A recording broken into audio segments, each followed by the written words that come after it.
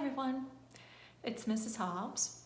We are getting ready to read Chapter 3 of My Father's Dragon by Ruth, Stiles, Gannett. If you would like to borrow a copy of this scholastic paperback version, I have plenty of copies I can loan. Just let me know or let your teacher know and we can get you one in your next Friday packet. So I wanted to show you something I've got here. This is a tangerine, and maybe you've eaten one, and I love to eat these. And I thought I'd show this to you today because Elmer, the main character in our story, will be encountering some tangerines. So I want to tell you a little bit about maps before we get started with this map. We have two islands that are featured in the map. We have the island of Tangerina. We also have Wild Island. And if you don't know what an island is a body of land that is surrounded by water. So all of this area around here is water, and all of this area around here is water. So if you're coloring it, you could color it whatever color you think water might be, but I just wanted to let you know about that part. I'm also going to draw something called a compass rose that gives us an indication of the directions. So I'm going to find a blank spot on this map to make the compass rose. So I think I'll make my compass rose right here. I am going to put, looks like a cross. At the top of the cross, I'm going to write an N, and that stands for the direction north. So if you hear me talk about north, I'll be referring either to the top part of the map or it'll indicate the direction the characters are going, which would be up on the map. At the bottom of the compass rose, I'm going to write an S, and that indicates south. So if I am saying the word south, I'm either talking about the bottom of the map or indicating that the characters are moving downward on the map. That's south. Then on the right side, I'm going to write the word E, and that indicates the direction east. So east would refer to anywhere on the right side of the map, like Wild Island is in the east, or it indicates that the characters are moving toward the east, moving right. And then finally, in this last section, I'll write a W, and the W stands for west. So if you hear me use the word west, I'll be referring to anything over here on the left side of the map, or it would indicate that the characters are moving toward the left. My father hid in the hold for 6 days and nights.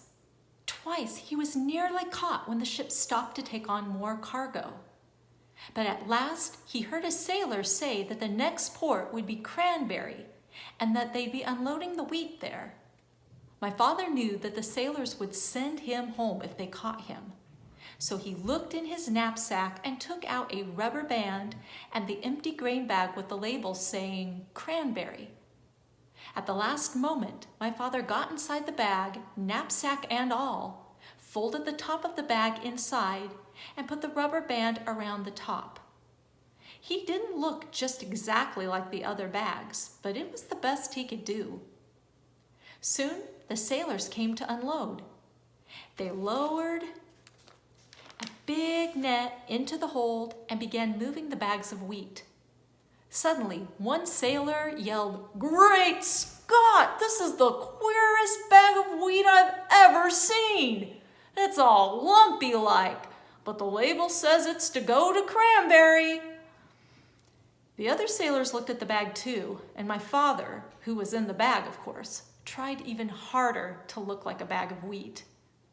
Then another sailor felt the bag, and he just happened to get hold of my father's elbow. "I know what this is," he said. "This is a bag of dried corn on the cob." And he dumped my father into the big net along with the bags of wheat. This all happened in the late afternoon, so late that the merchant in Cranberry who had ordered the wheat didn't count his bags until the next morning. He was a very punctual man and never late for dinner. The sailors told the captain, and the captain wrote down on a piece of paper that they had delivered 160 bags of wheat and 1 bag of dried corn on the cob. They left the piece of paper for the merchant and sailed away that evening. My father heard later that the merchant spent the whole day counting and recounting the bags and feeling each one, trying to find the bag of dried corn on the cob. But we know it wasn't corn on the cob. We know it was really Elmer hiding. He never found it because as soon as it was dark, my father climbed out of the bag, folded it up, and put it back in his knapsack. He walked along the shore to a nice sandy place and lay down to sleep. My father was very hungry when he woke up the next morning. Just as he was looking to see if he had anything left to eat, something hit him on the head. It was a tangerine.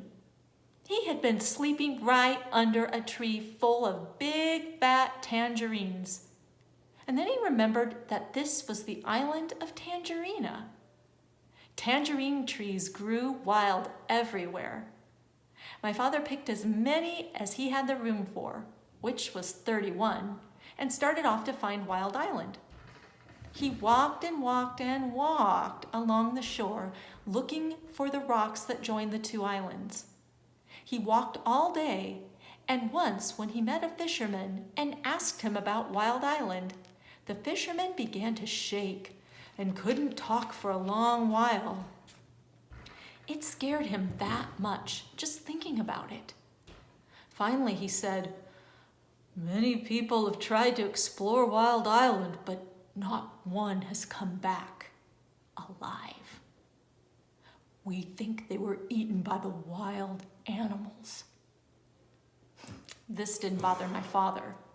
He kept walking and slept on the beach again that night. It was beautifully clear the next day, and way down the shore, my father could see a long line of rocks leading out into the ocean. And way, way out at the end, he could just see a tiny patch of green. He quickly ate 7 tangerines and started down the beach. It was almost dark when he came to the rocks, but there, way out in the ocean, was the patch of green. He sat down and rested a while, remembering that the cat had said, "If you can, go out to the island at night, because then the wild animals won't see you coming along the rocks and you can hide when you get there." So my father picked 7 more tangerines, put on his black rubber boots, and waited for dark. It was a very black night, and my father could hardly see the rocks ahead of him.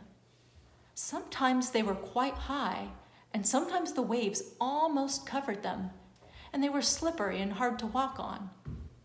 Sometimes the rocks were far apart, and my father had to get a running start and leap from one to the next. After a while, he began to hear a rumbling noise. It grew louder and louder as he got nearer to the island. At last, it seemed as if he was right on top of the noise, and he was. He had jumped from a rock onto the back of a small whale who was fast asleep and cuddled up between 2 rocks. The whale was snoring and making more noise than a steam shovel. So it never heard my father say, "Oh, I didn't know that was you." And it never knew my father had jumped on its back by mistake. For 7 hours, my father climbed and slipped and leapt from rock to rock. But while it was still dark, he finally reached the very last rock and stepped off onto Wild Island. So now that we've read chapter 3, we can go back and confirm our predictions. So looking at this picture, we learned that these 2 men were sailors on the ship that Elmer stowed away on, meaning the ship that he snuck onto. We see these bags of wheat, but we notice this lumpy one down at the bottom.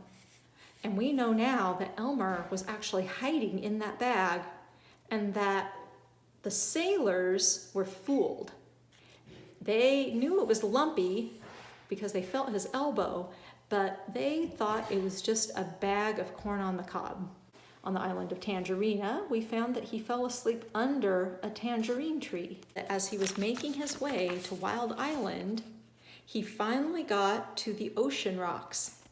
And as he started walking across the ocean rocks, he accidentally stepped on a whale that had fallen asleep and didn't even know he was there. So we will find out next time what happens when Elmer gets to the other end of the rocks, to Wild Island.